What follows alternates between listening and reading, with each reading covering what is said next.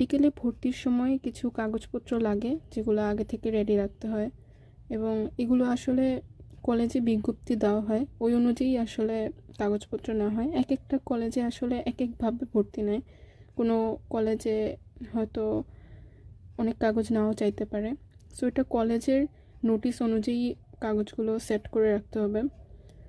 আর ভর্তির যে টাকাটা, ফিসটা, ওইটাও কিন্তু এক একটা কলেজে ডিফারেন্ট থাকে।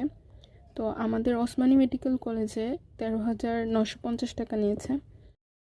অনলাইন অ্যাপ্লিকেশনের রঙিন কপি লেগেছে 1 কপি। তো এটা হলো যে আমরা যখন অ্যাপ্লিকেশন করি কম্পিউটারের দোকান থেকে বা নিজের মোবাইল থেকে, ওই অ্যাপ্লিকেশন কপিটা, এবং এটা রঙিন হতে হবে। 1 নম্বর পয়েন্টে যেটা দেওয়া আছে ওইটা। 2 নম্বর পয়েন্টে যেটা, ওটা হলো ডাউনলোডকৃত রঙিন অ্যাডমিট কার্ড, যেটা আমরা পরীক্ষার হলে নিয়ে গেছিলাম ওইটা। আর 3 নম্বর হলো রেজাল্ট শিটের যে রঙিন কপি, ওটা অবশ্যই রঙিন হতে হবে। আর এসএসসি ও এইচএসসি এর একাডেমিক মূল ট্রান্সক্রিপ্ট বা নম্বরপত্র, তারপর হলো এসএসসি বা সমমান পরীক্ষা পাশের মূল সনদপত্র, এইচএসসি বা সমমান পরীক্ষা পাশের মূল প্রশংসাপত্র। 7 নম্বর হলো এইচএসসি বা সমমান পরীক্ষা পাশের মূল সনদপত্র। তো এখানে আমাদের বলা হয়েছে যে সনদ প্রাপ্তি সাপেক্ষে জমা দিতে হবে। দ্যাট মিনস যদি না থেকে থাকে তাহলে সমস্যা নেই, না দিলেও চলবে। আর এইচএসসি পরীক্ষার মূল রেজিস্ট্রেশন কার্ড আর জন্ম নিবন্ধনের ফটোকপি, মূল কপি দেখাতে হয়েছে। আর যদি জাতীয় পরিচয়পত্র থাকে তাহলে ফটোকপি দিতে হবে, আর যদি না থাকে তাহলে দেওয়া লাগবে না। আর 11 নম্বর যেটা, ওটা নিয়ে আসলে আমি প্রথমে যখন বিজ্ঞপ্তি দিছিল তখন আমি নিজেও আসলে জানতাম না জিনিসটা আসলে কি। 11 নম্বর পয়েন্টটা এখানে বলছে যে নাগরিক মূল সনদপত্র। তো নাগরিক মূল সনদপত্রটা যার যার নিজের ওয়ার্ডে গিয়ে যোগাযোগ করলে ওটা তোলা যায়, বেশি দিন লাগে না, আবেদন করলে 1-2 দিনের মধ্যেই দিয়ে দেয়। এবং এটা লাগবে, এটা কিন্তু জমা নিবে।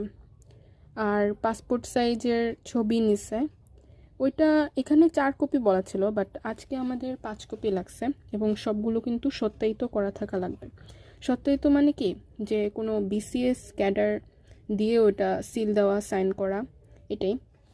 তো 1-2 কপি বেশি রাখা আমার মনে হয় যে উচিত। আমার কাছে 1 কপি বেশি ছিল, তো ওই কারণে আজকে আসলে আমাদের 5 কপি লাগছে, কিন্তু বলা ছিল কিন্তু 4 কপি। আর যারা হলো উপজাতি কোটায় ভর্তি হয়েছে তাদের ক্ষেত্রে হলো 13 নম্বর পয়েন্টটা প্রযোজ্য, যেহেতু আমি উপজাতি না, সো 13 নম্বরটা আমার লাগে নেই। আর ও লেভেল বা এ লেভেল যারা হলো ইংলিশ মিডিয়াম থেকে পাশ করছে বা সমমানের যারা, তাদের ওইখানে কিছু ক্রাইটেরিয়া আছে, আমার এগুলো লাগে নেই। আর 15 নম্বর পয়েন্টটা হলো যে সনদসমূহের কথা উপরে বলা হয়েছে ওইগুলা, এবং কাগজপত্রের সত্যায়িত ফটোকপি। সত্যায়িত মানে হলো যে বিসিএস ক্যাডার দিয়ে সাইন করা থাকতে হবে, সিল দেওয়া থাকতে হবে। আর যেসব মূল সনদপত্র দেওয়া হয়েছে ওগুলো কিন্তু ইয়েতে জমা রাখছে, অফিসে জমা রেখে দিছে। আর এখানে একটা জিনিস লেখা আছে, দেখো শেষের দিকে, স্বাস্থ্য পরীক্ষা।